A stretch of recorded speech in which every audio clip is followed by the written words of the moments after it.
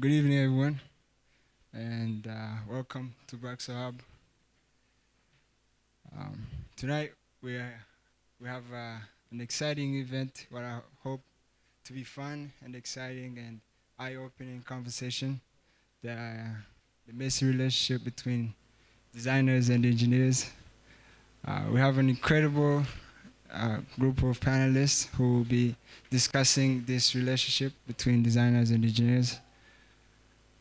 And so first, I want to welcome everyone. We are thrilled to have all of you be here, and we hope that you all can stay open as well. We want this to be an open conversation, and yeah, we hope that what they discuss here can help us build more collaborative teams and take something away that we can use to our own life.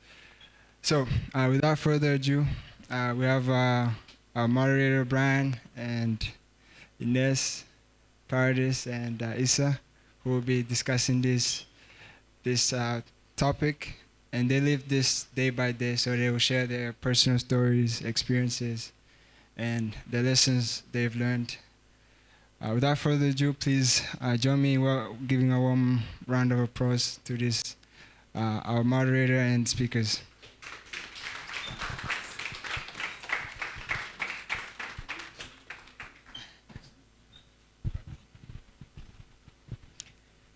You know, some people can make you question your entire education system. Eh? Listen to my English. Anyway, ladies and gentlemen, good evening. Welcome to the messy relationships. So we are here because designers think like engineers are allergic to aesthetics, right? Developers also think like designers are somehow powered by AI vibes and they don't care about feasibility. Huh? So, but in reality, what designers do want is just some spacings, some paddings, and engineers, all they want is just stable code, things running perfectly, but what does customers really want is just a combination of both. Do you agree? Yes. But there is another part which wants neither of those things. Do you know which that part is? Did someone say PMO, project managers? No, I did not say that. It's the timelines. So we all share the common enemy. So that being said, we have an incredible team here today that is going to settle this once and for all.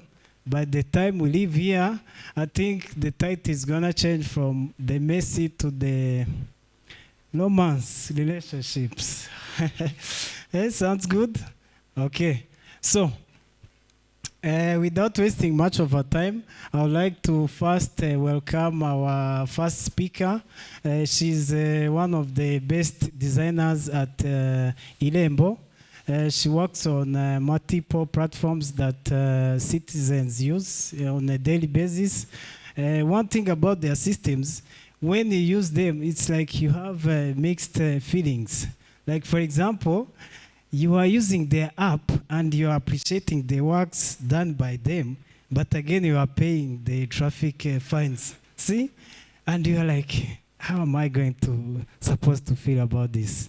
Anyway, ladies and gentlemen, ici Mbi Paradis, a round of applause. All right.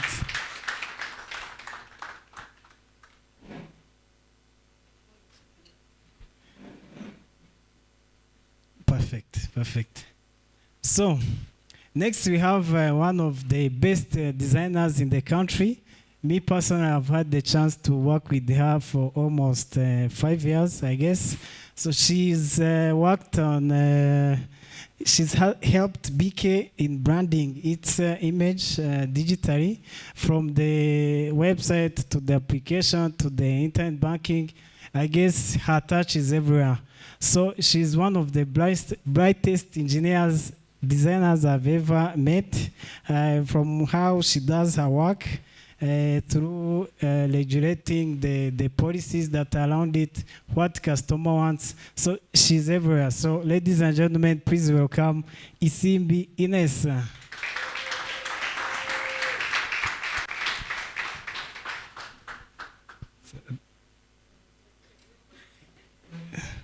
Okay, that was supposed to be my seat, but it's fine. It's fine. Okay. All right. So next, finally, we have Mr. Issa Jamari. I first met him when there was a tech talk at Irembo. He was discussing about optimizing front-end part. Yes. So from the way he was discussing around it, I was like, this guy knows something. I even followed him to his platforms where he was explaining how you can optimize your front-end platforms, and which was really interesting. But somehow he decided to delete everything. Maybe someone from the audience should ask this question to him. Why did you delete your content, Mr. Issa? Anyway, let's welcome also Issa at the stage.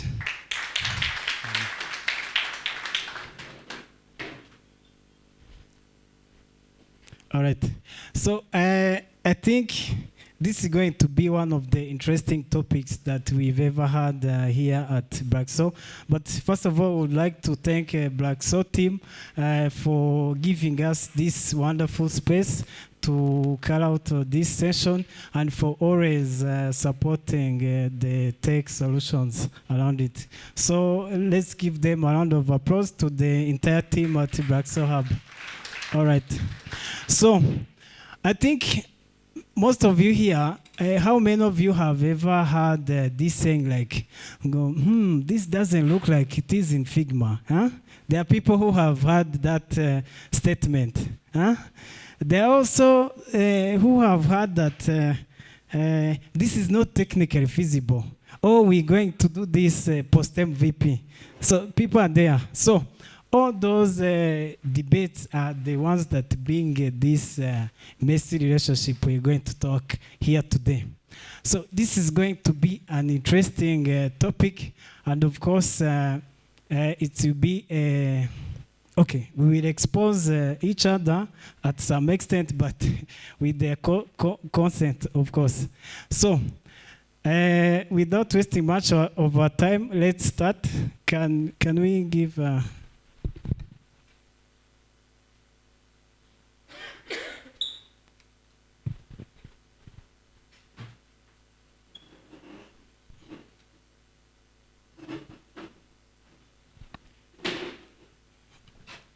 Yes. I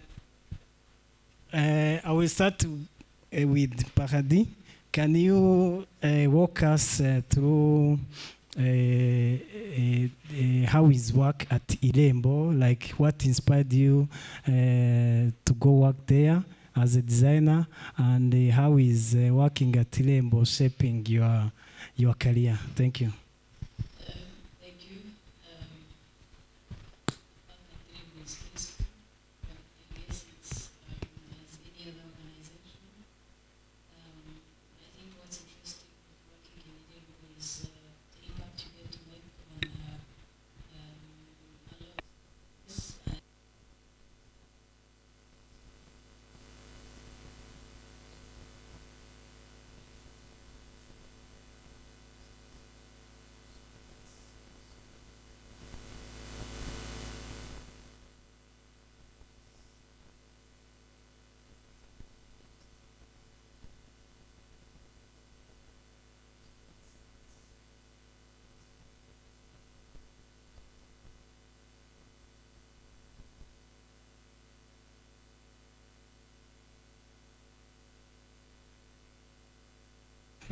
Thank you, Paradis.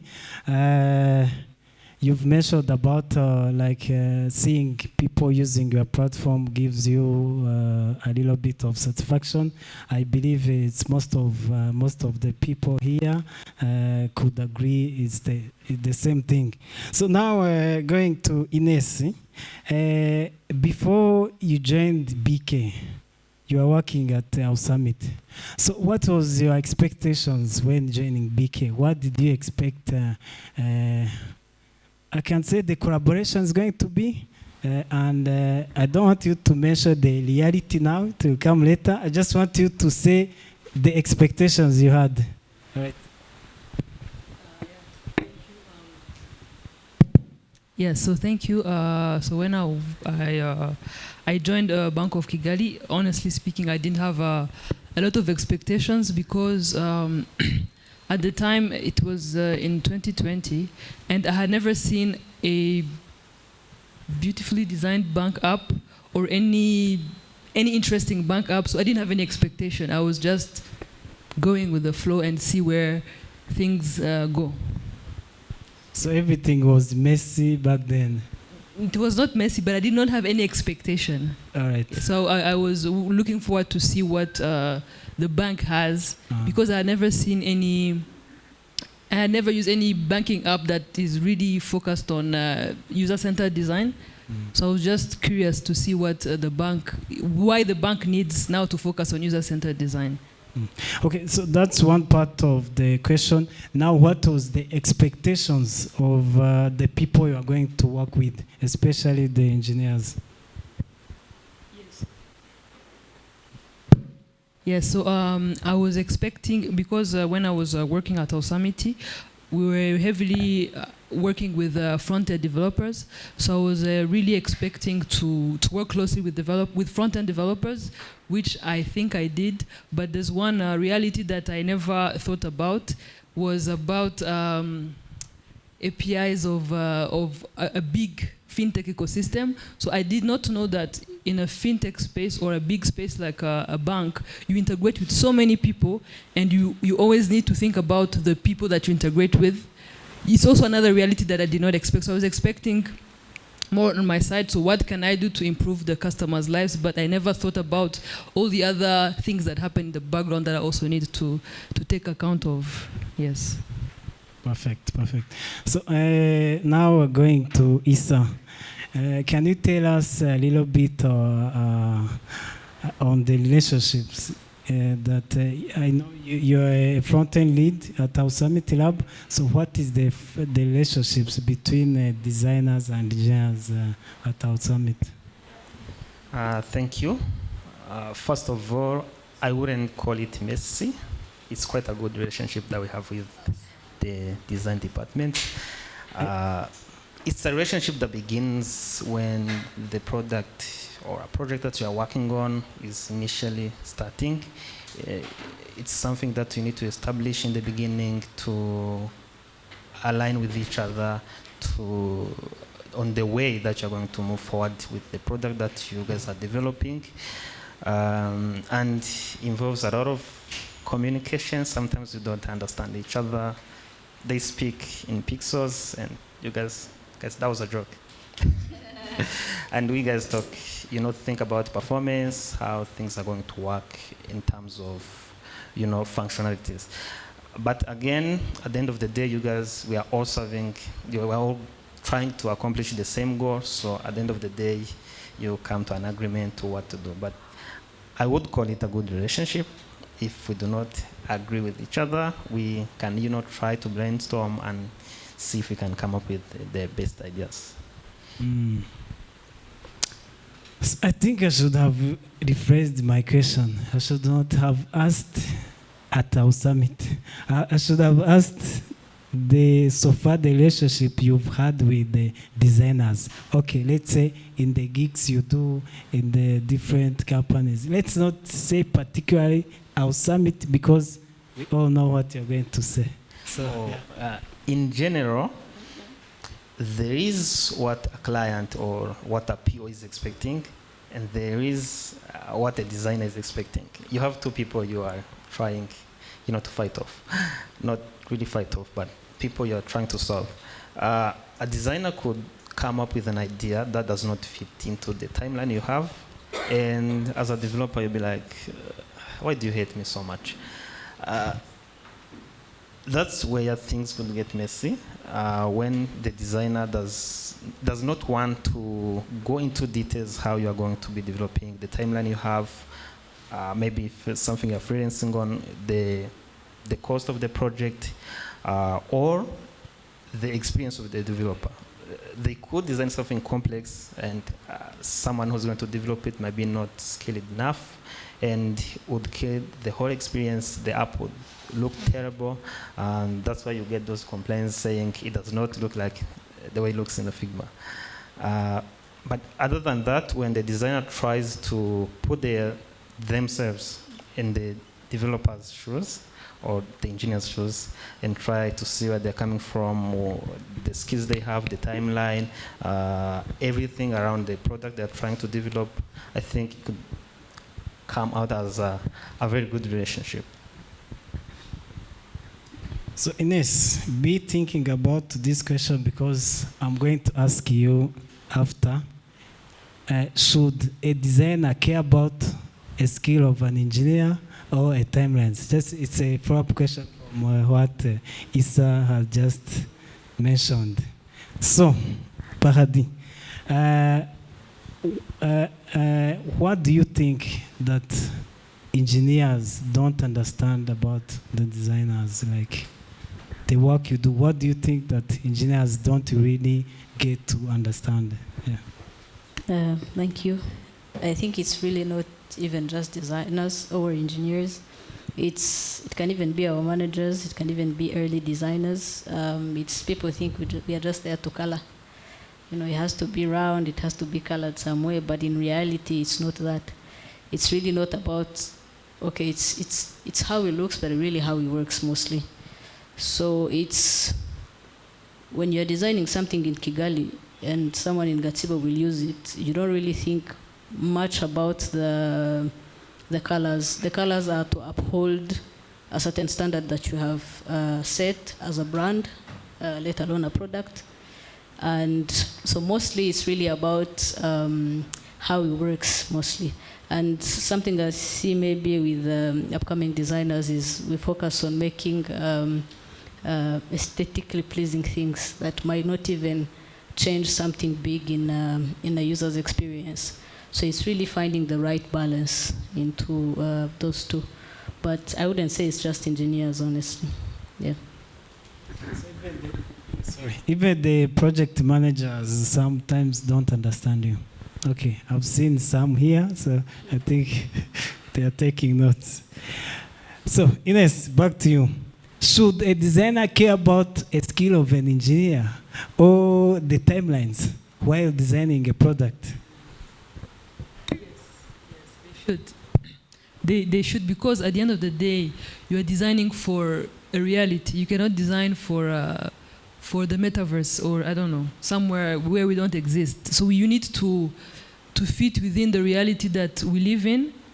And I think it's really the responsibility of the designer to understand the workspace they're operating in, to understand the infrastructures they have, to understand everything that the product is built around. Because if not, then their designs will remain in Figma forever. So it's really their responsibility to care about everything. Yeah. Okay, so that brings me to another question. It's around that. So what are the challenges you face while designing these financial products? The challenges that you face that engineers don't really understand, or in that essence, yeah. Yeah, so I do agree that the designer needs to understand the infrastructure and how things are built, but also the engineer needs to be a bit, should I say, flexible, or just also try to be in the shoes of the designer. Because one famous example will always be universal search. These engineers hate to do, I don't know why, but they really don't like to do universal search, and they will always tell you that it's complex, and you tell them, okay, what is the compromise? They'll tell you, okay, for you to do universal search, you need to say, for example, if I'm searching for Paradis, first choose the color of her outfit. I hope you're all speaking around, right? Like, shakisha umukobwa wambaye ipantaro y'umukara, ufite imisatsi imeze gutyo. You're like, no. You want to search Paradis. You're not looking for her. So the engineer will always reverse things. They want the user to think as an engineer. They want the user to input a lot of parameters that the customer will never think of those parameters. And the designers are always like, why do you ask us to tell the customers those unnecessary parameters? And I think that's where the messy relationship starts to get, because the engineer is really protective of the performance, but then again, the design is also protective of that customer. So you're like, should we really ask the customer this amount of information that they don't understand, they don't really care about just because of that? So I think the engineers also need to come sometimes to the side of the designer as much as the designer needs to come to the side of the engineer. Okay, so the global search it is. So this is not going to be a normal take. So I would like Obe to stand up and say, why do you hate global search? Why do you always have to say, select a gender, then type? Why do you have to select account, then search? So please answer this question. Why do you hate the global search? Thank you. Thank you. Good afternoon, everyone. From It's okay. the perspective of the subject matter, there is in perspective of infrastructure, computing resources, and all of that, sometimes the people who deal with mostly the back-end platforms, there is a reality that we don't have unlimited resources and we don't have unlimited time.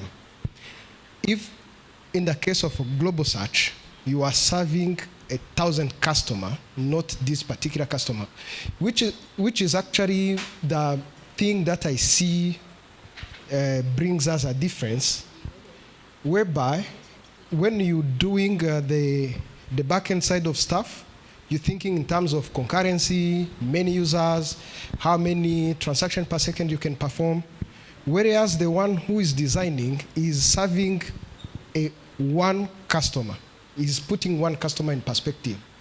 So if we put, if we bring back the example of a global search, if you have 1,000 customers doing same thing, doing a search, many things are going to be happening in the back.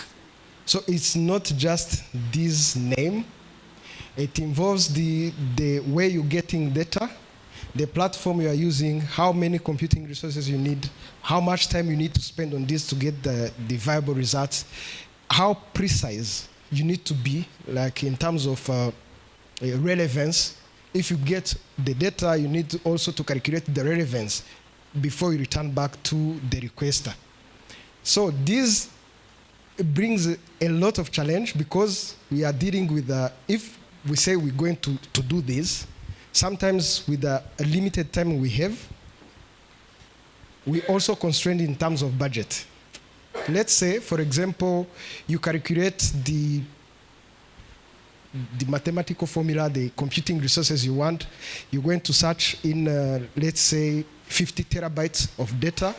You're going to be doing the search. Then you will find that you need, I don't know how many, let me say CPUs. I don't know how much RAM you need. And sometimes you don't have that. And the tools you need in that particular time, because we all familiar with the traditional database, they are not suited for those type of search. So you need to introduce extra tools, which with the time we have, sometimes we don't have the luxury to implement and experiment with them. So designers really need to also care about that perspective, of those many other things that are going under the hood. Thank you.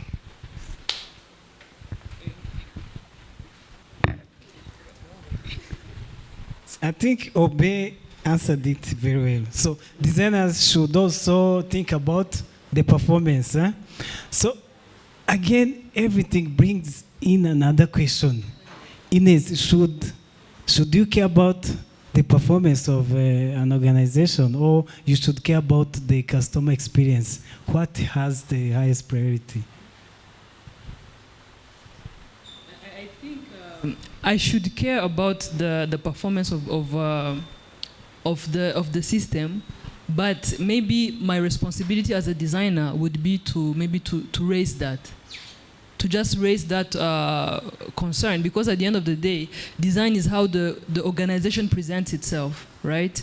So if our user experience is more like the philosophy of the company, so you just have to table it and be like, okay, do we prefer to have this type of search with where we're going to ask the customer to query so many things, or do we prefer to invest a lot of money in this type of search where now the customer's life is going to be easy? So there, I think it's up to the business to decide, because at the end of the day, you have spoken, or you have been the advocate of the customer because that is your job, and at the end of the day, the business is the biggest decision maker. If they decide that they don't have the resources, well and good.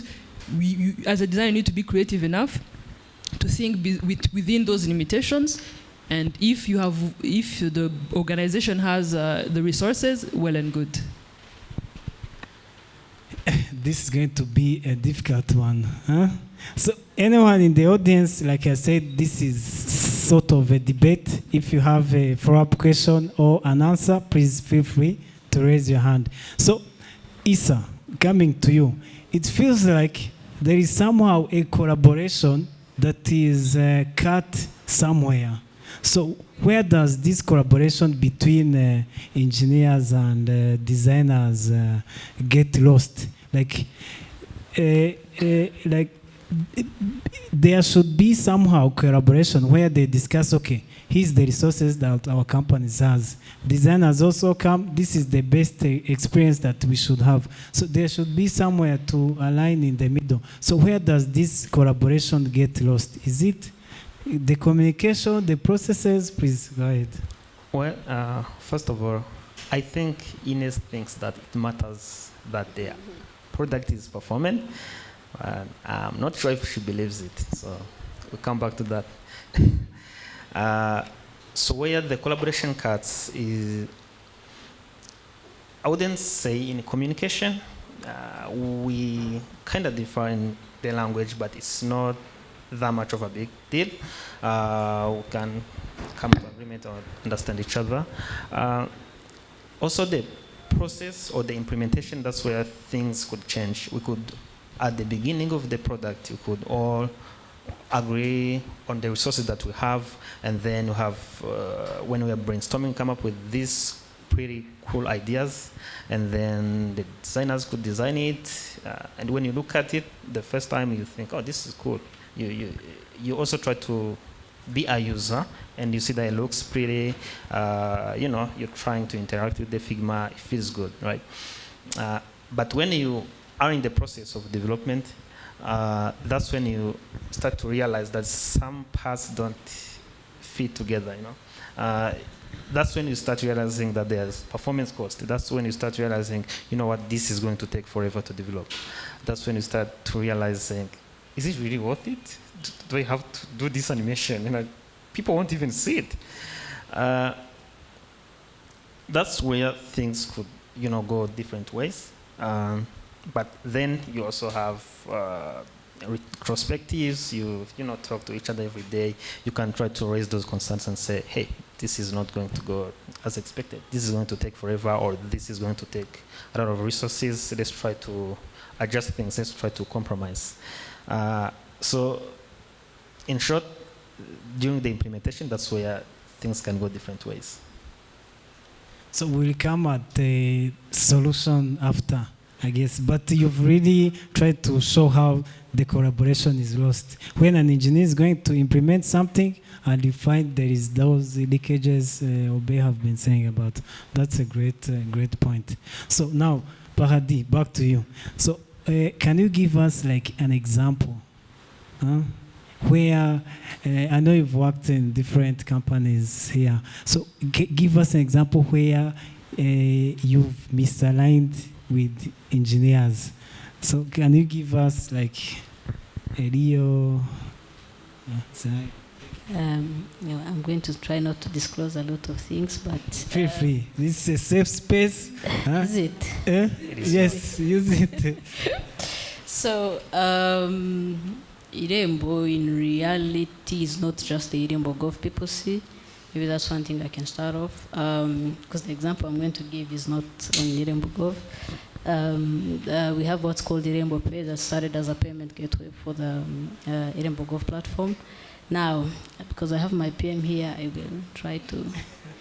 But there's a feature that came. Ideally, the payment gateway is for merchants, and it's those that sell to the markets. Now, take an example of Simba. Let's say a feature came, a lot of sales points, because there's a lot of those in Simba. Wherever you go, you pay from there.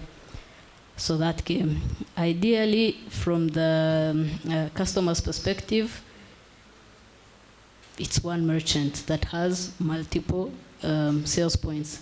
So in the essence of thinking is you have one merchant that you have onboarded that happens to have multiple sales points. Now when we go to engineering, they were like, no.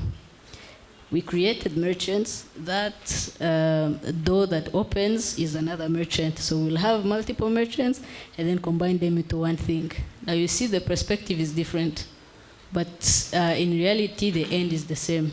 So when we think as designers, we think of the reality that the customers lives in every day. And we try to keep it as normal as possible. The same way they are used to have things, we try not to disrupt any of those things. Now, engineers think in performance and reliability. And that's true, because how are you creating sub-merchants under one merchant that transact multiple transactions in a day, thousands of transactions in a day? So it was a heated debate, but we ended up cooling down and all understood where the other is coming from, and then we found a compromise and it ended up working. So yeah. Now those are the idioms that we are talking about here today. So Ines, so you've been working on a certain feature or a product, you've designed it for a month or sprints. Now you're handing over to the engineers. What are your thoughts? What are you thinking when you are handing over your designs to the engineers? 50% will get to production. No, I'm joking. I think, so it goes back again to how you see yourself how you treat yourself as a designer, because one thing is when you hand over your work, you're a bit anxious, to be honest. So you're anxious, you're like, did I document it in the most perfect way that the developer is going to understand? You're a bit anxious and you're not sure that you did it the best way that is going to help them.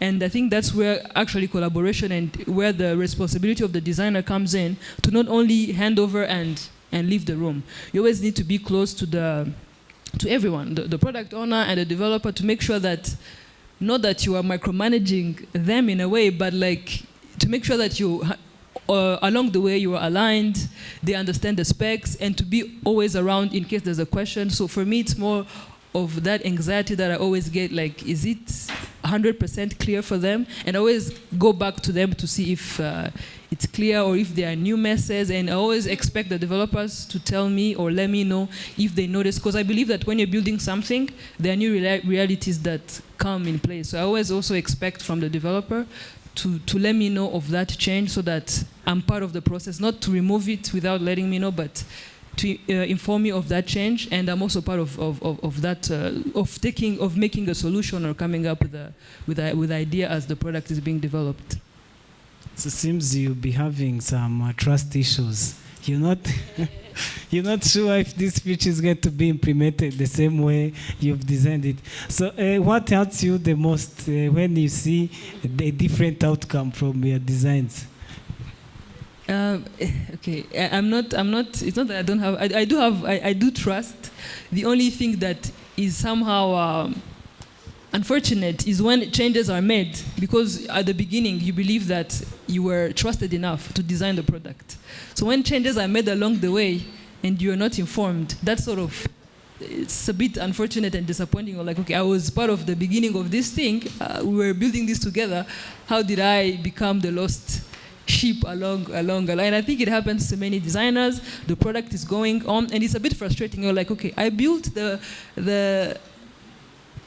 I built the house like outside. I built the blueprint, and now that you have what you want, you're putting me out of the. So it happens often when, especially with tight timelines and things running fast and all of those misunderstandings that Paradis was talking about. They're like, these designers are just going to bring their colors and paddings. Let's just skip it. We'll figure it along the way. While people are forgetting that there are a few details about user experience that you can always flesh out as you go, and it's no harm really to bring back the designers throughout the process. They always work with everybody to keep on fleshing out until we all agree on the same compromise to make. I guess we can feel your pain now, Ines. So I should be seeing a lot of hands from the audience, but I will move. So Issa, designers tend to, I'm not sure it's most of them, but some of them, like they design a page and they're like, go make it responsive, or things like that. So how do you feel as an engineer? Oh, I hate that. That was another joke, guys. I do think of three things. Maybe the designer is lazy, or they don't have time, or they are not paid much enough. That could be other reasons why, but I think handing something to a developer, you know what, go make your mess, I don't mind, come up with their own ideas. If the designer trusted the developer enough, or they have been working together for a while and the designer knows this developer, they know what they are doing, if they see this, they could try to reference to it and then build something similar, not to go out of line. That could be tolerable if it's something small that they need to be adjusted. But if it's something, maybe, I don't know, it's a dashboard, or it's this cool product, some banking app, and they design this web app, and they tell the developer, just go try to make it responsive. That is a terrible thing to do, to be honest. When doing responsive, there are things that are obvious, If something's here and another one is here, you can say, oh, this will be on top, this will be on bottom. But there are things that are complicated. Maybe you have a table of other things. How are you going to make it that responsive if they did not paint you the picture? Still, it comes to the scope of work, also the developer that the designer is working with. But still, it is not a cool thing to do. Please, you've already designed the app, the web app. How hard can it be to design a mobile app? Huh? Yeah. Yeah. So designers who are here, I think they are getting your pain as well. So if you design a page, please ensure that different, Ines, please look at me. Ensure that different screens, different devices can adjust to that. This may be 1 or 2 screens. Yes. Should it be 1 or 2, or at least 4? Yeah, maybe half of the web app. Yeah. So those are the pains of the engineers as well. So from our audience, before we move from this section of the messy truth between these two, if anyone has a question around it, or not really a question, or like a scenario where there is those different misunderstanding, please feel free to raise your hand and give it up. All right, we have one here. Thanks, everyone. My name is Sylvie Sarabge. I'm not in the messy in between, so I'll guess. I'm on the cool part. I'm a product manager, and I'd love to hear actually from each one of you. How important do you find it to be involved in the discovery sessions? Basically, when we're going out there to like talk to customers, to figure out what the business wants. First of all, how important is that to you? And then how much would you like to be involved? Because I'm seeing like companies do it on a different level. Some actually do send out the designer by themselves. Others wait for the PM to go and then get back to them. So how much do you want to be involved, and how important is that to you and to your work? Perfect. It's a perfect question. So, Paradis, you wanna take that up? How much do you wanna get involved in customer surveys and research? I think I will be biased because she's my PM. But if you're building for someone, ideally you should know their context. So to me, if you just design from a room and you don't go to the field, you have it wrong. Or there are some things you don't get from the actual context of the customer you're building for. So to me, it should really be important. Yeah. So, follow-up question: do you do that at? Absolutely. Oh, okay. So I hope people are taking notes. Yeah. So, Ines, so suppose there is a new feature like on mobile app. Say, BK wants customers to pay maybe hourly payments. So do you do the research? Do you do customer surveys before you start designing that feature? I would love to do as much research as I can if I have time. But again, I think maybe to answer to her question, I think it's very important that designers are part of the discovery session as much as possible, as long as because I think in most companies they decide to send customers on site depending on the scope of work again. So there are in instances where like there's heavy work output and the designer really can't split themselves into two. But there are also instances where like when the product is starting, and I think it's really good to have a designer at the beginning of the project to go and do research, to do analysis. All of that is very, very crucial at the beginning of the project, because if they're not part of it, a lot of things will be designed out of assumption, and it's not always ideal. So ideally, it's the best process, because every design process starts with discovery. Yeah. Perfect. So Issa, I know you're not a designer, but there is a process that at our summit you follow. So please, can you respond? Short answer: engineers hate people. So that is common.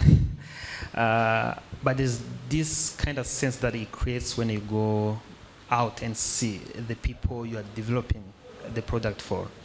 When you see how they're interacting with the product, the challenges they are facing, the suggestions they have, it just creates this sense of, ownership of the product. You can feel like this is not just something I'm working on for money. It's something that it's kind of part of me, and you love the product. You when you're trying to develop, you do not think about that small circle that you are into. You also say, hey, this is going to be used by someone in Karongi or somewhere else, and they'll be like, how would they feel? Again, they could design a product, but then how things behave, it also comes to the developer. So when you've seen how people interact with the product you built, it gives you that sense of ownership and responsibility, and try to minimize the bugs. Perfect. So I hope you answered. So everyone should be involved at surveys and researches before starting implementing a certain future. I think for engineers it's better when the product is in the middle. People have started using it and then they go out and see what's happening. The feedback. It's very, yeah, the feedback. I agree. So now, Paradis, can you give us an example of how engineers at Tilembo help you ease your work? Like, what do they do that makes your work much more easier? So there's a few key points I think we've agreed on. One, it's our product. It's not your metrics, my metrics. When on the internet they say this doesn't work, it's not you or me, it's our product. So that's one. Two, we don't just meet at handoff, no. So from the very first sessions, when we are prioritizing which problems are we solving, they're there. So they understand the pains that are there, we understand, and we align on the possible problems that could arise from there at the beginning. When you have an idea of how you'll approach the solution, it's in sync, so they're also in collaborative. And then, so when they get to see the final prototypes, it's really nothing new to them. They've been in the process for too long. And then the third is I think it's that engineers don't like to go in the field, but once you take an engineer to the field, once in a while, they'll become an ally. And that's also something good, yeah. Perfect. So, Ines, what would you improve at BK regarding these processes we're talking about, these collaborations between engineers and designers? What do you think you should improve? Okay, I think the best thing she talked about it is discovery. I think most problems, this messy relationship, the root cause of the messy relationship is when things are not defined well at the beginning. That's when things become messy. Like things like timeline, when they're not defined well, when scope is not defined well, when the user is not defined well, all the time there'll be a messy relationship. So for me, if I was to fix something, I would put all my eggs in discovery, because that's where you really know that you're doing something that is worth it. Because we might go on a ship, all of us, and we are heading in the wrong direction, we are all sinking if we don't do discovery. So yeah, I think putting discovery at making it like a big deal would ease most of the things. I agree. So, Easter, I would like now to ask you, what is that point where designers should involve engineers while they are going to implement a certain feature? What exactly point should engineers get involved in the design process? I think from the beginning, probably not in discovery phase, but when they're brainstorming, they're trying to break things down, defining the features, even the scope. I think the engineers should be involved. Most definitely, they should be involved. They're the ones who say,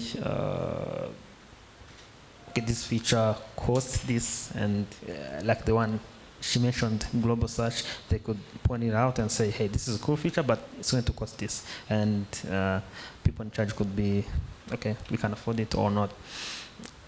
It also tries to remove that future barriers that we face when we are implementing the product.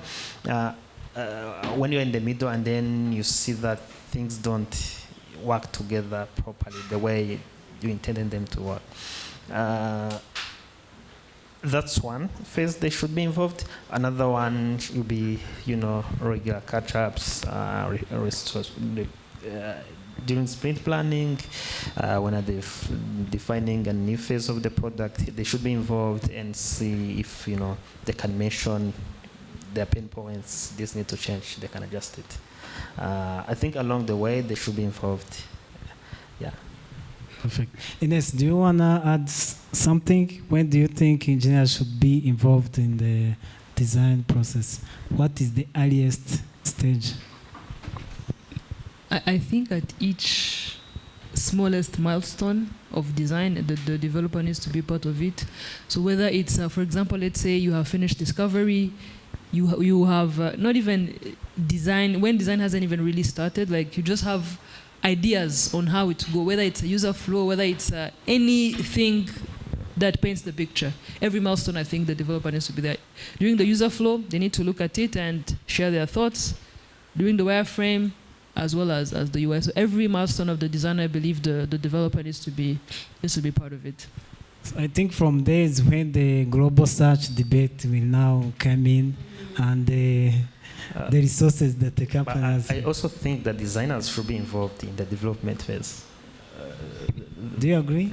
Paradis, do you agree? Yes. You should get involved in the Yes, I development. think Ines spoke about there's realities that unfold when you're developing, and that's the reality of things that you cannot pass that. And so if something needs to change, let's acknowledge that I might have more context than you do. So involve me again. It's a collaboration. It's not waterfall. It's a collaboration, and that's how we get the best results. So I think the romance is now coming. Eh? We are moving from the messy to the romance. Do we have a choice? We don't. So while we stay to you, Paradis, what do you think engineers and designers argue more, yet the customers the product or customers doesn't care about? What do we spend our time arguing, then yet the product doesn't care about? I think everything is important, but maybe not the same way. And as we said, timelines hit, and you have to compromise. And the padding that was 8 pixels now becomes 6. But in reality, when we are fighting, it's not about those 2 pixels, because I'll not do anything with it. It's really just creating consistency that ends up creating familiarity to the user. That's how a user builds a habit of using your products in an easy way. It's by consistency. You can't create a screen that has a button that is filled and then another one. They have to think about that every time they're going to use it. But if everything is aligned, it's easier for the users to navigate through the products. So it's really not about, if we need to get a solution to the market, I can sacrifice those 2 pixels. But in the end, when time allows, we'll go back and fix. Because when we accumulate all of those things, that's how the product ends up having bottlenecks.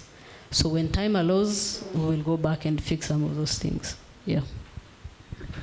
Perfect.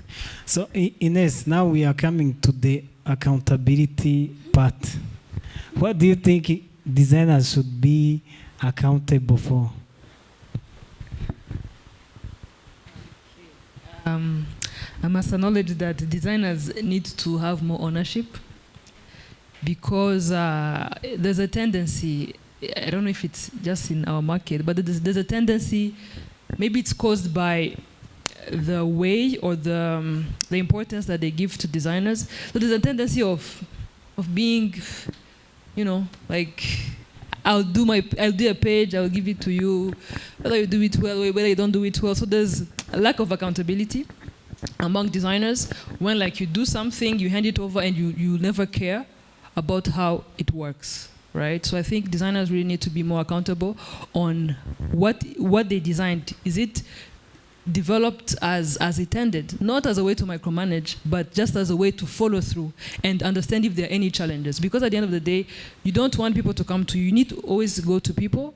And if it's a developer, you also need to create that friendship and that relationship with those developers to make sure that they remember of you. Someone will not remember of you if they only see you once in a month or once in a quarter. But if you're always there, you always care about the details. Whether it's a developer or anyone else on the product team, they're going to care about your opinion and always involve you. So I think there's a lack of accountability in some situations. And also, I think this is a failure that most product teams have faced. I don't know now if I'm going to put this on the product managers.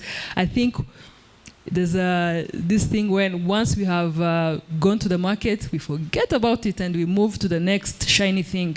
So I think now this is a responsibility of everyone. I think in this room is part of that ecosystem. I think it's really a responsibility of everybody to go back and care about that customers that we cared about during the discovery phase. So how can we also, because now when the product is out, is more of a product manager's responsibility. So they always need to also bring us back together to care about those details, because by the time we're out, the product managers, they have given us another direction to go into. So they always need to care about what the customers are using so that we also be part of it. So basically, in a few words, designers need to be more accountable on what is happening in development and what is happening on the market. Yes. Maybe just to add on, there's a way we are trying to crack it, if I can say it that way. Design is very relative. So I can see something and say maybe it's good, and then when you see it, it's not. So what we are trying to do is the same way the engineers are held accountable to submetrics, we are also accountable to those. So when you put your product out there, the product that you fought for so much, how is it usable? So we conduct some usability tests, bring random people, put them in a room, give them devices, let them test. If they fail, then you assumed you didn't build for them. So some of those things give you backup on when you are going in rooms, you have something to say. How is, when I say it has to be blue, and when we put a product out, people bash it on Twitter, that's brand perception. So when you play with those things that companies care for, you get to have like a bargaining point on top. So it's really trying to also bring metrics in what we do, because we don't just make shiny things, we also make them work. Yeah. Issa, the accountability part. What should the engineers also take accountability in the design perspective? Well, in a design perspective, I think designers have more accountability. I think it was, again, it is our product, but it was their initial ideas, So I think it's very impressive when they try to follow up on what the developers are doing. They try to be constructive feedbacks. Please don't be too harsh. But also the developer have to think that someone who put effort into this product and designed it, they have feelings, If you do something that is way off, at the end of the day, we are people, so you'll be like, so you have to, to have some empathy, and try your best to make it look like on Figma. But also, if something looks flashy but it misbehaves or it's not performant, those are also other concerns that are more technical than they are relevant to the design. Those are also the accountabilities for the engineers. How something performs, how is it interactive, and how does it reflect the design. But also, I really encourage the designers to be more accountable of the product and try to check on with the developers. So everyone, you're saying should take that accountability. Everyone, yeah. So where you still have the mic, so can you give us like a good collaboration between designers and engineers? How it looks like when you are working in sprint, what is that good collaboration looks like? The final metric is that the product is out there, people are using it, but also you need to think about what kind of product that people are using and how long are they going to be using it.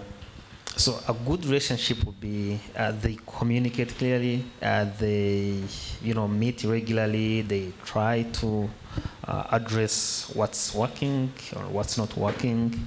And sometimes they take engineers to the site and they see what they're building. It also is much better if the engineers, they have basic knowledge about design and vice versa. So if the designer knows some part of engineering, and when they're designing, they could keep in mind that this global search is going to be costly, and that could be really helpful for engineers. They couldn't have to address those issues. They will be already addressed by the designers. Also, I think sharing resources with each other. I think one of our designers, he likes doing research about the development. Like when he's going to design something, he could first do the research, how it's developed, and see maybe this is quite difficult, we don't have time. And then he can compromise and come up with something quite simple.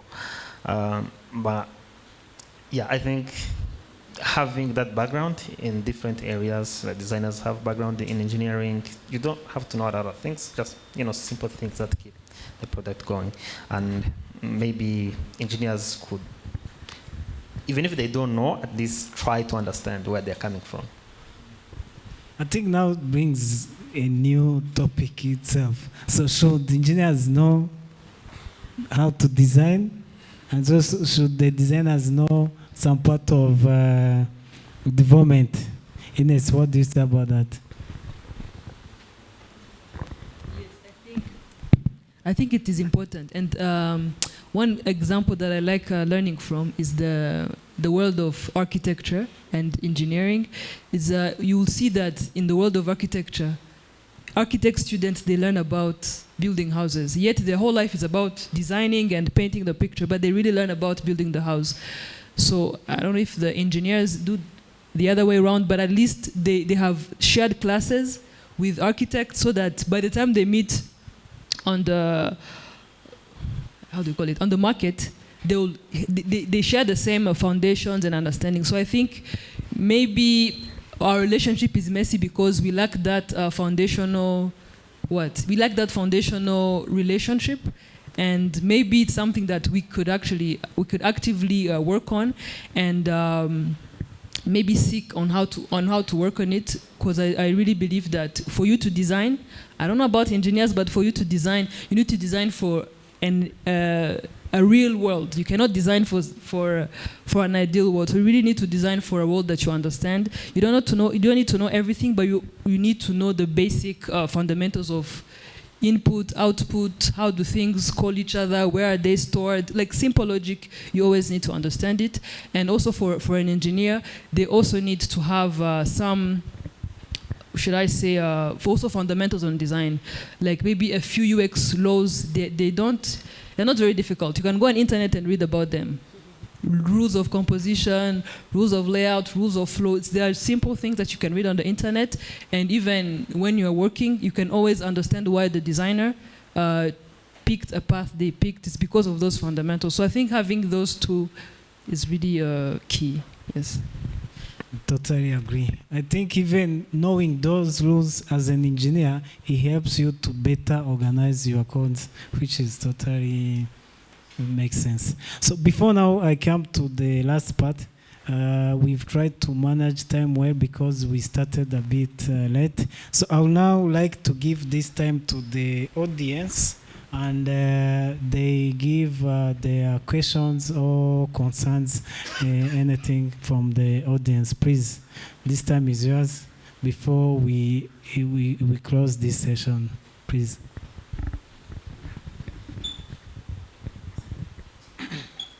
Good audience.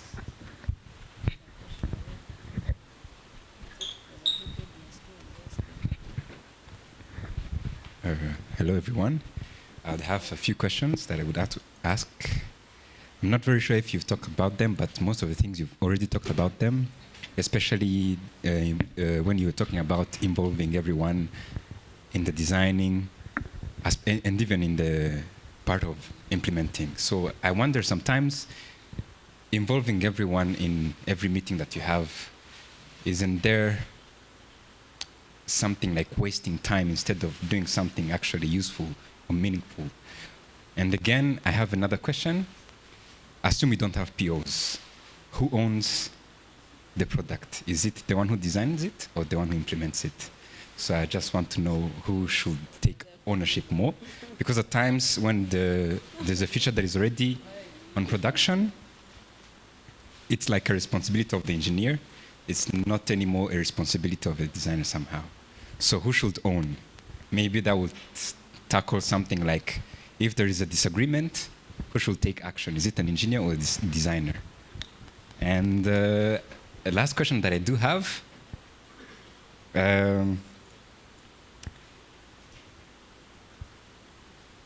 is it that engineers or designers,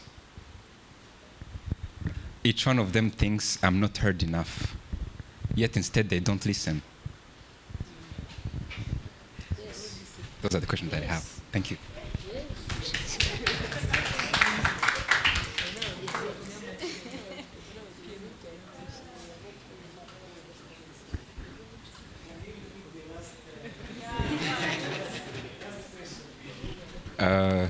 I wonder, at times, you usually think I'm not heard enough because maybe your opinions aren't being valued. Yet, you should have been the one listening, maybe. This goes both ways, either to you as a designer or to me as an engineer. I'm talking from the perspective of an engineer. So I wonder, is it the problem of being not heard or not listening? I think for the meetings, I totally agree. We hate meetings as well. But that's why there are, I can say key ceremonies. So if I have already an idea of how I'm going to bring a solution, I would want your input before I do everything, and then you tell me that it's not possible. So it's really that. It could even be a stand-up, and then I just run things through engineers, and then they just give me their idea. If good to go, I can continue. If not, I can adjust as well. So yeah, that's question number one. What was the second question again? The second question was, who takes ownership when the POs are I think I want to be sarcastic on this one. That's why the POs are there. But I think at some point, you own a part and I own another. I think that's why we complement each other. I cannot be held accountable of performance when I just know it as performance. And you cannot be accountable of usability when you were handed something to do.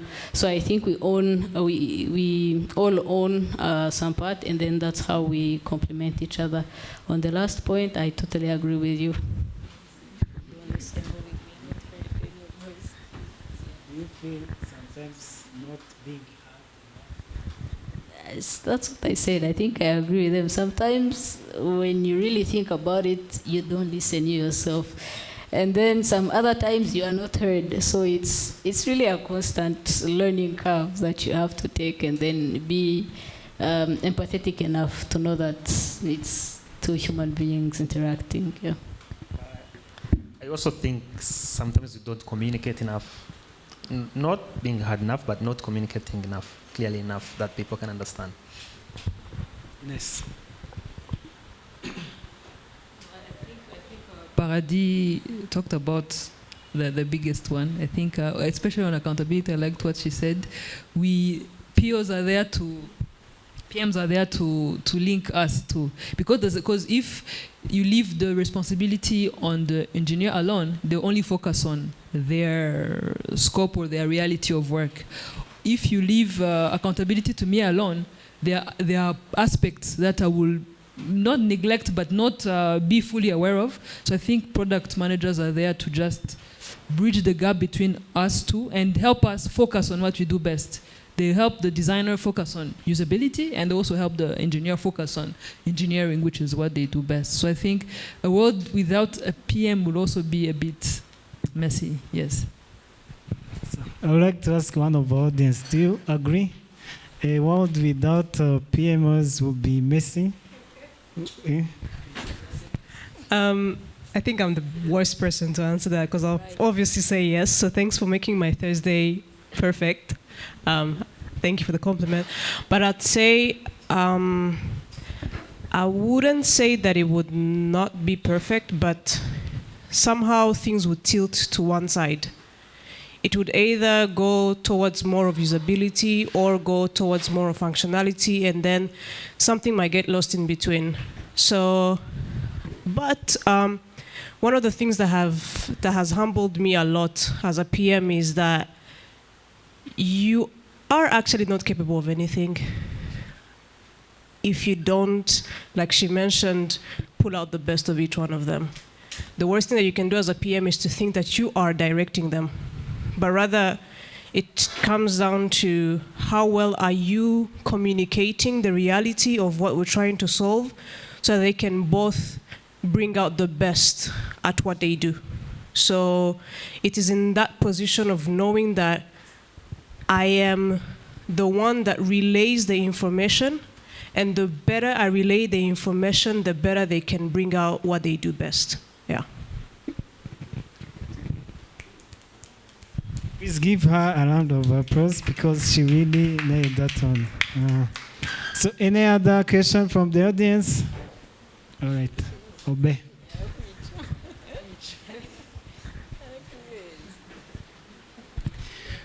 Mine is a kind of global question, kind of an education that I want. So Paradis did mention the things of getting random people in the room, give them the product, let them use it, see if they get successful or if they fail. But I want to know more about on key metrics on determinant if a product is successful or if it is failing or if it is heading toward a failure. And I want to also know, for products that are already on market, at which point in time we should sit and say, enough is enough.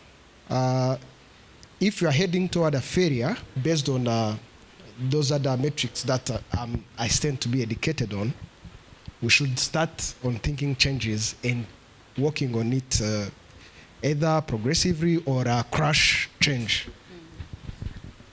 I think on the first point, it really depends on the company and the standards you want to uphold yourself onto.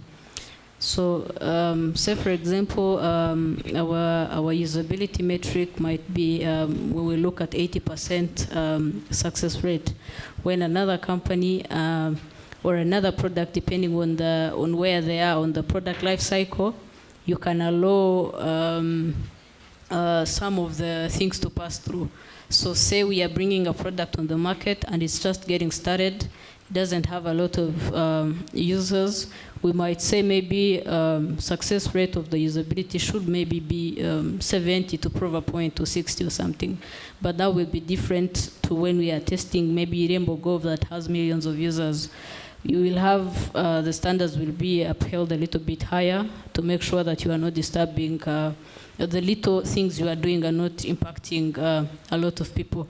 So it really depends on the product, where it is on the life cycle, and then the company and the standards they want to uphold onto. So yeah, that's one. Two, I think at any point in time, really, you can test your product to the market. There's usually some indicators. Some will be that maybe if it's, say let's use a payment gateway, the transactions are reducing, it's because of a reason. It's never out of the blue. So maybe the users are not happy with what they're having or something like that. So when you pay attention to the metrics, you get to see the indicators that a product is failing and might need you to revisit some of the things, or maybe there are some areas that you can twist to bring up again the numbers. So it's really relative, but that would be what I would say.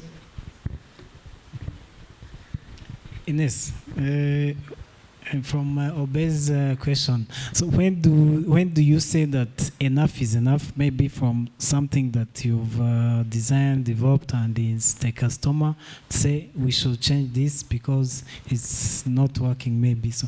When is that time? Do you say enough is enough? I really believe in people's guts for some reason. So when there's a tendency or there's a lot of negative feedback, without necessarily measuring them at a high extent, I believe that is a trigger to start investigating and understanding why the product is not as performance or as respondent as we expect it to be. So I believe in starting to notice all the negative feedback, to notice them early before you actually start going the other route. Can you recall maybe a scenario where it happened that you had to change something because it wasn't working? There are some confidential information I cannot disclose, but it's often on. It often happens on things that we left and moved to the other things. You see, so for example, we have like a lot of things to do, but you sort of ignored maybe one key thing. For example, let's say your business, say as a fintech, your business is focused on helping people to transfer money and send money. You've focused on so many other things, but forgot maybe that core part. So I think the best lessons I've learned is, however much you want to be ambitious, always remember the main core of your business and don't go away from that, because when you start going away from that, that's when you start accumulating a lot of debt, and you only notice them when time has really passed, when it's too late.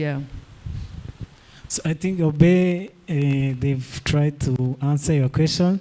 So do we have any other question from the audience? Yes, please.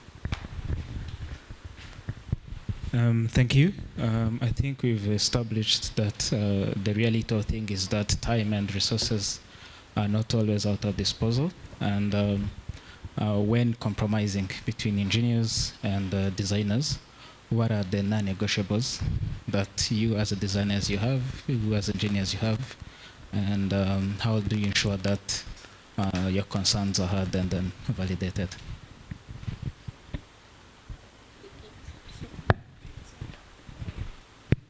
Did you get the question? What are the non-negotiables when those timelines have hit, and how do you navigate that you're heard and you're validated? So honestly, there are no. Okay, there are non-negotiables, but if you make them non-negotiables, that's what irritates people. I think the key is on relationship and how you know how to lobby, because you need to know how to lobby, because again. When you're a designer and you work with an engineer, we all come with our own, I would say, perspective, right? And I cannot assume or expect the developer to be 100% in my shoes. So there are things they will not understand or they will simply not care about, because in their line of work, it's not a high priority. Same as me. There are things I might not care about as much because it's not my main priority. But when we build like meaningful relationships with the people that we work with, I think that's where we sort of overcome that. So there, for example, in design, there are things that are somehow non-negotiable, but that we have sort of forgotten. He talked about it, Issa. Responsiveness. Something as simple as responsiveness. Because of timelines and a messy workflow, people might say, this is just a small pixel. But when it goes on a small phone, it's very, very, very messy. Like that small button on maybe on a cheap phone, it's gonna be like this big. So there are small details that the developer maybe might neglect that you think it's a big deal. So if you are like, you have that close relationship and explain to them and share with them resources, you also need to be part of their process to sort of, I don't want to say teach them, but show them things that you know. That's when they are going to value it. Same thing as engineers to designers. So engineers might maybe say you don't understand how these things work, but how will a designer understand it if you don't show them how things are? So I think it's all about sharing our knowledge for someone else on the other side to care about what we care about. I don't know if that responds to the question.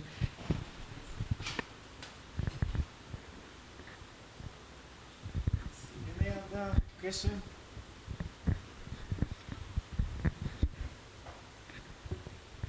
Thank you. I have two questions.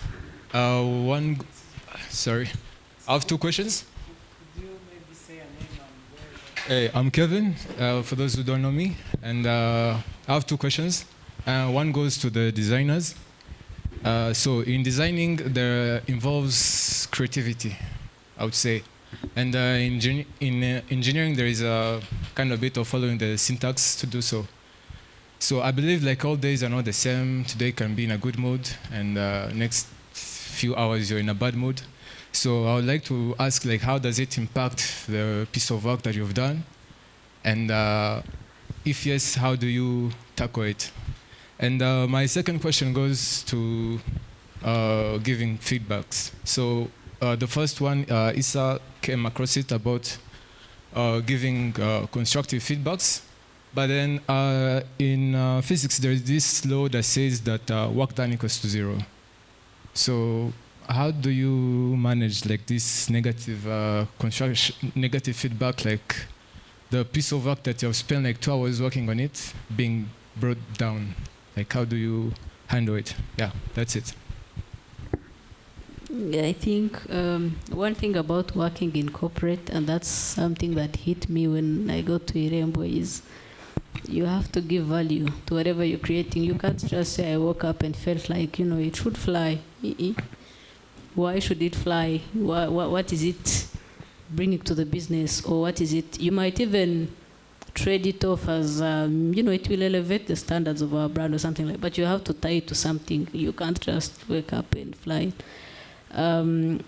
So I think when you tie it to some business value, or maybe you end up realizing that it's not you. It's never personal.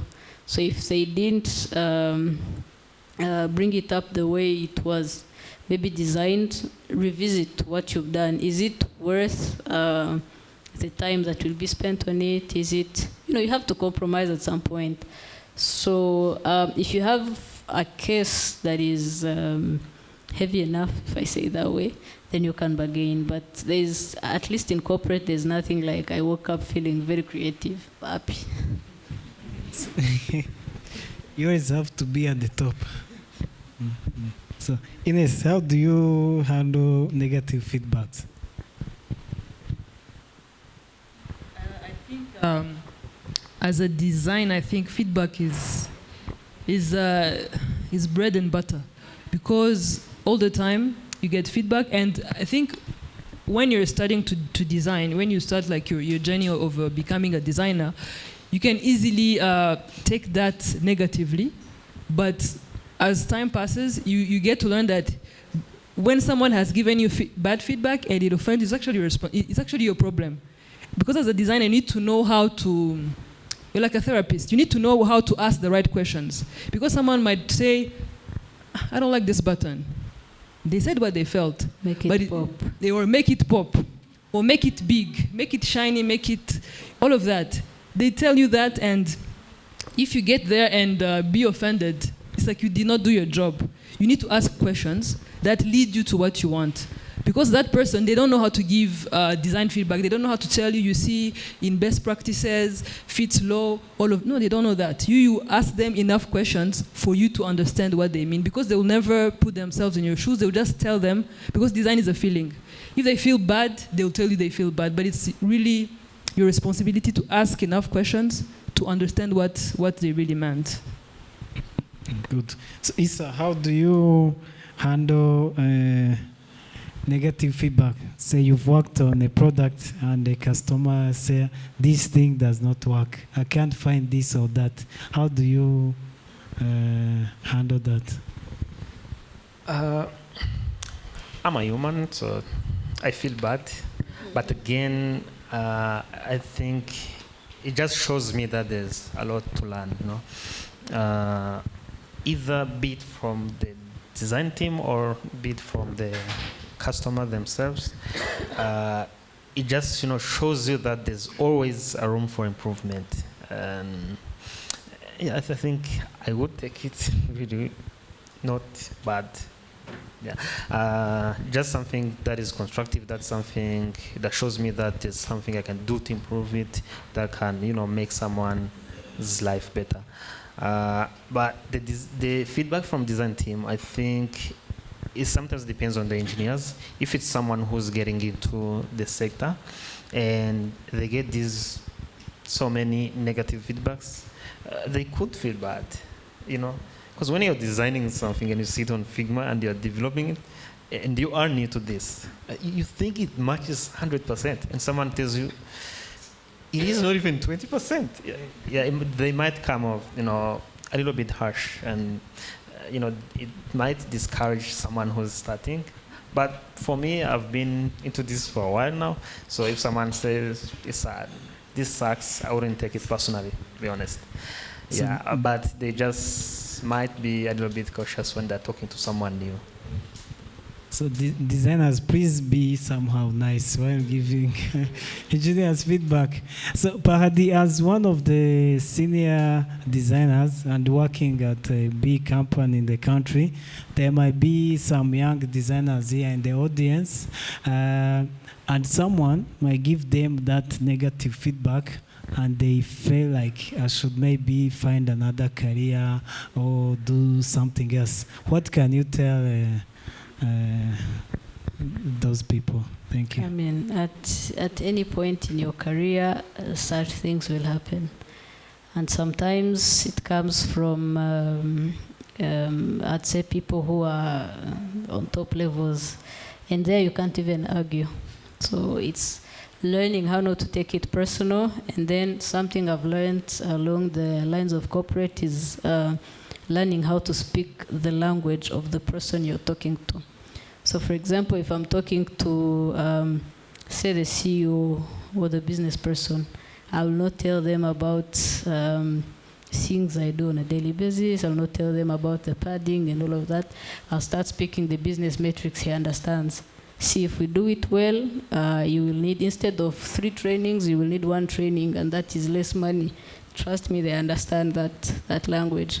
But honestly, it's really not taking it personal, and always trying to find the positive in it. Yeah. Perfect. Ines, as a head of design at a big company, please share your inspirational message to people who get those negative feedbacks, especially designers. How should they take them? I think, as Paradis mentioned, feedback will always come when you're in design, whether you are starting, whether you have 10 or 20 years, and depending on how it was given, it might hurt your feeling, but maybe my piece of thought would just be to know that you design for other people. You don't design for you. And I know that when you're designing, you're in that screen, you're so close. It's like a spiritual thing. You're so close to the work, but when it goes out, it's no longer yours. So it's just something that everyone needs to understand. It's no longer yours. You need to now go out to the people. You go out to them, understand how they experience it, from the developers to the product managers to the entire business. You also need to be an advocate of what you created, because when you're not an advocate, people only see value of things they have seen or they have experienced with. So as a designer, when you're starting to create the user interface or the user experience, sometimes people might not see the real value. So sometimes you always need to be that person, as Paradis said, who sells them the future. You make promises, you tell them, with this, we're going to achieve this, we're going to achieve that. That gives you value as a designer, and whatever you tell them, they tend to listen to it and give it value, as opposed to just shying away from going to people and talking about your work. So I think mainly bad feedback should not stop anyone. It needs to just prepare them for the future, because it will never end, and to also put themselves out there once the work is done. I agree. So the last question before we close. Okay. Yes, my name is Bruno. First of all, thank you very much for the very insightful conversations. My question is around collaboration. From an engineer perspective, how do you spot a collaborative designer? And then from the designer perspective, how do you spot a good collaborative engineer?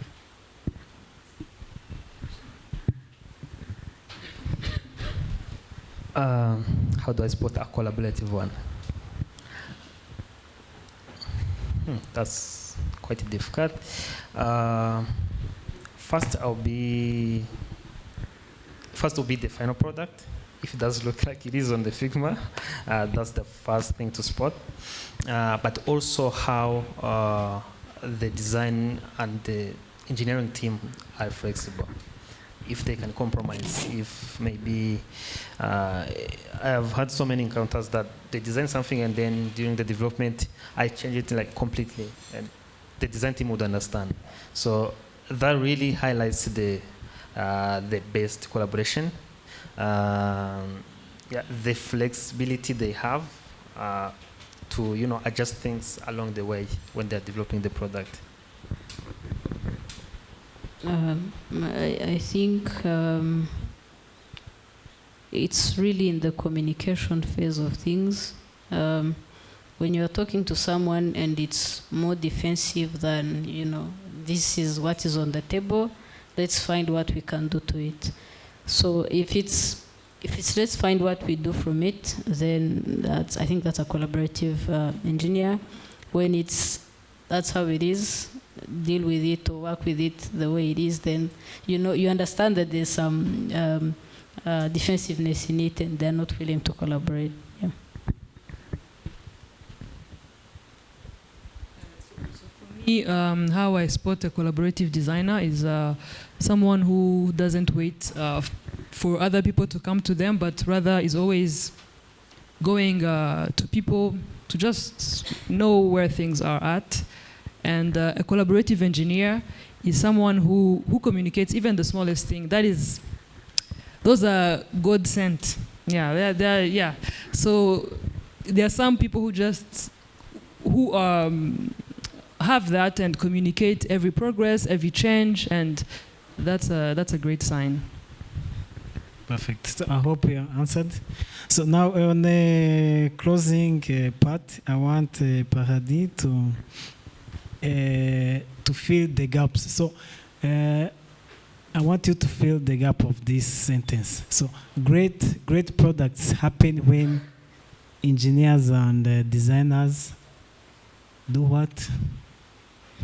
I think it's when they trust each other enough to collaborate and not just comply.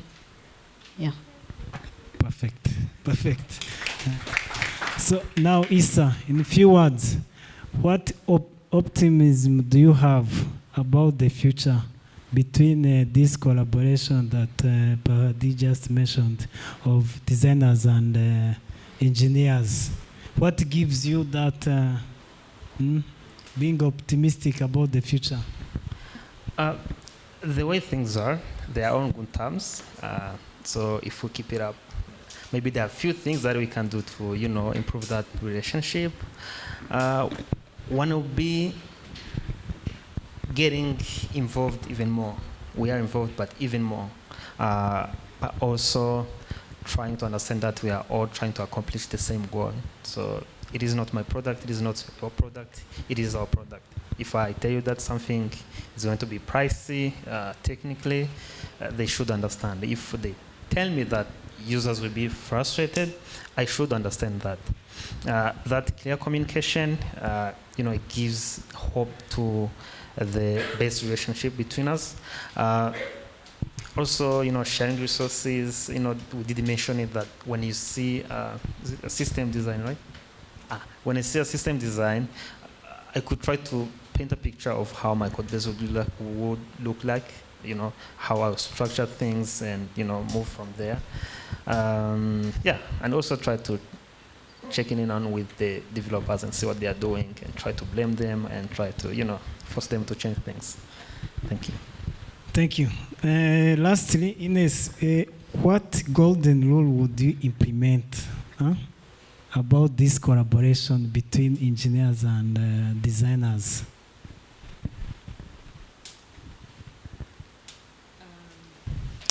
Stay invested, stay involved.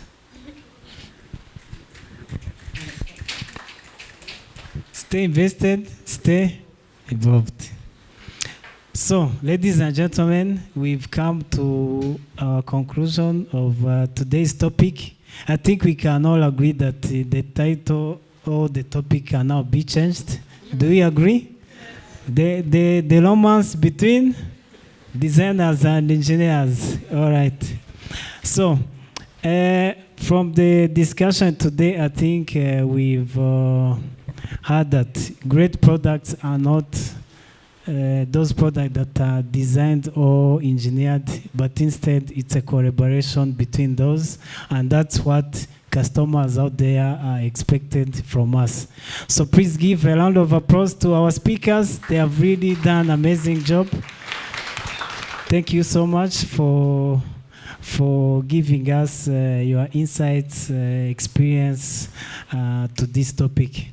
So I would like to once again thank the Braxo Hub for giving us this space to call out to this session. Please, we hope that even next time when you knock, you're going to welcome us. Thank you so much. And thank you to the audience. You've been amazing. Good question, good feedbacks. Hope to see you next time on a different topic. Thank you. Axel, please.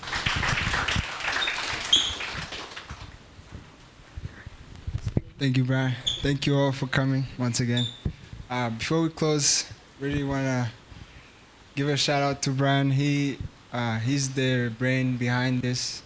He put a lot of effort, a lot of work to put this event together. So please give a round of applause to Brian. I want to thank also our speakers. We're really lucky to have them come because they give their time. We don't pay them or anything like that. So it's really, we're really honored to have them come and share their knowledge and experience. So thank you all. Please give a round of applause to them as well. Also want to thank you all for coming. We know time is valuable, so we really thank you for being here.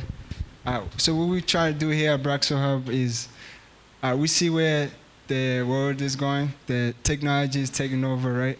So we want to play a part in developing this country's future and helping the upcoming generation and the already existing generation live in a much better place than where we were 10 years ago. And we've seen so much development, right?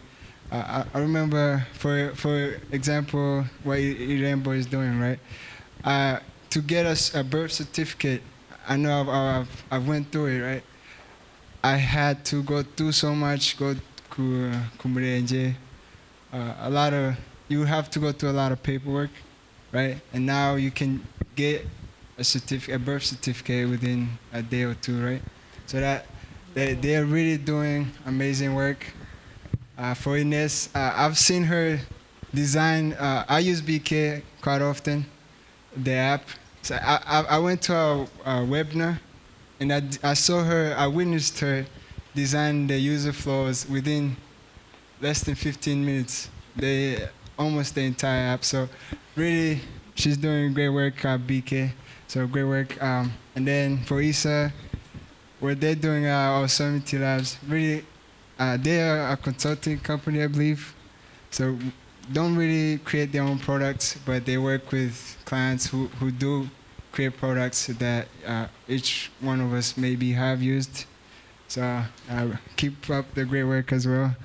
And then for Braxo, Brian, he has one thing I can share for my personal relationship with Brian is that he really loves a good design. In fact, he will fight someone if you give him a bad design. So really that relationship between the designers and the engineers has to be great in order to create great products. And what I've witnessed is if you have used our platform, our website, he's the engineer behind it, and he's really doing. I don't know if you all can share, but from what I've heard, the site is looking great, and our systems that we use here, he's done such an amazing job. So keep up the great work as well. So before we end, I want to do a quick participation from you all. Just want to get quick user feedback or feedback from what you thought of this event, maybe what we can do to improve. Really, if some volunteers, if they want to share, maybe share your name, if there's anyone who wants to. No one? Should I pick on random person? Obe. You can send them a form on email. Alright. Can I get some help here? Suma, come here real quick. Can we give this to the audience?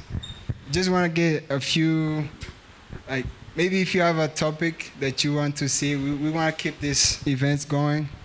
This is our second event we've done here, and the first one went well, and this one, well, I think went well, but you all can share what your thoughts were. So, maybe let's start with Obe.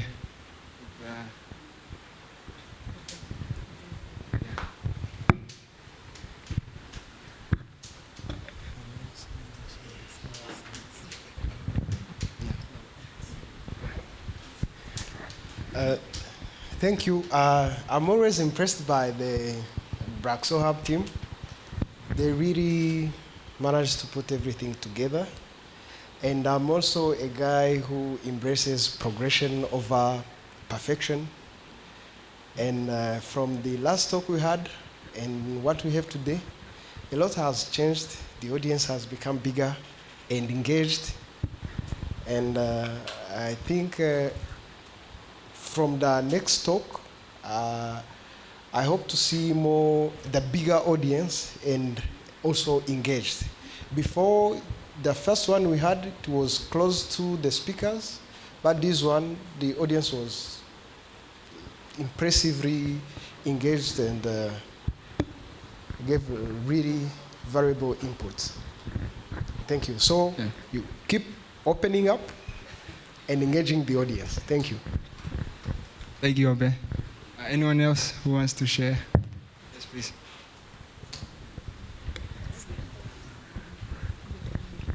Yes, thank you very much. My name is Aristide. I'm from BK. Ines is my boss. So first of all, I would like to thank you, the panel, everybody who came. And I wanted to propose something. I don't know if it's directly related to Braxo. We usually talk about this with Ines and the team at BK. If you see like I can say the ecosystem in, for example, in Nigeria, like I follow a lot of designers, a lot of developers from Nigeria. They have like a Nabjitanga ecosystem. When something comes up, the designers do something, the developers pick up the designs, they create something. Like an example, it's something randomly that came up, but ewan, it stuck with me to this day. How about elections? Murabizi akavuyo kaba Nigeria nyine, like the people in Diki. Hari ishyaka rimwe ryitwa LP, like ry'abaturage nyine ari ryo bafana, ari ryo bashaka ko banatsinda. Muri video imwe ya trendinze bari kubara amajwi nkuko turi kuyabara muri quartier imwe, hari umutipe wateje akavuyo kavuga LP, we nabivugaga mu kavu LP, babara nyine 1 LP, tubabara amajwi bagera 71 72 LP 71 LP 72 LP 73. So bari kubara amajwi. From that, someone picked that up, kuko yara trendinze, creating a branding. I even still have the document, are creating a sharing.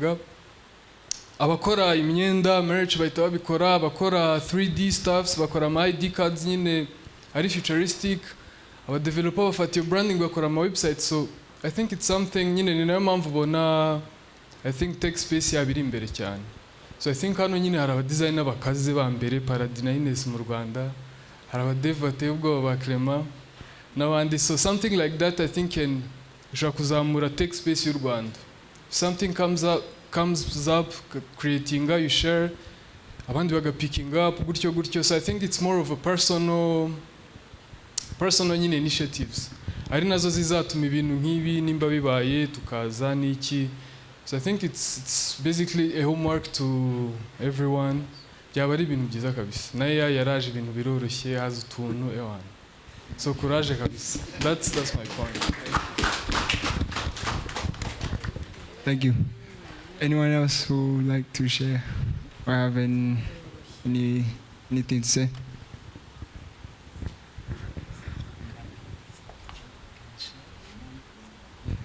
All right, so what we'll do is perhaps share a survey that you all can share your feedback with all of us, and we can incorporate that in making these events much better. And lastly, before we close, just want to share about what we are doing here is, so all of you perhaps are working at a big corporations, but maybe you have an idea or dream you want to work on. And what we want to do, or what we want to create here is a community of those individuals who want to create those great products that we discussed, entrepreneurs, small businesses, startups. So what we offer here is a collaborative environment where you can come, be creative, create those great products, connect, network, and then obviously we provide support tools to help you on your journey in growing and getting to that next level. Before we end, I want to thank our team. They did an incredible job of getting this event prepared and setting this up. Please give them a round of applause as well. Lastly, hopefully you all had some snacks and drinks. I just want to take this, before you all head out, please take some time to connect and network with each other and share stories that you all had if you worked on products. And thank you. Have a great evening.